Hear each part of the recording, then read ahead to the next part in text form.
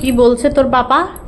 আমার পাপা বলছে ফোন দেখতে না বলছে তোমাকে, তারপরে এদিকে ঘুরে বল। পড়াশোনা করে কার্টুন দেখতে বলছে।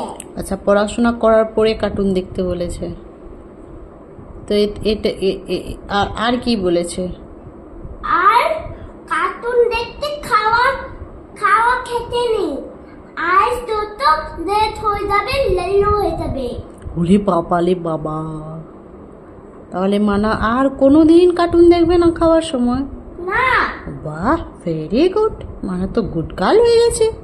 মানে শুই মানে ঘুমে, তারপরে মানে কার্টুন দেখবে।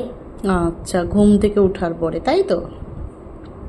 ঘুম থেকে না, স্লিপিং করতে তারপরে ফোন দেখতে হয়। আচ্ছা, স্লিপিং করার সময়, তাই তো? ওকে, ভেরি গুড।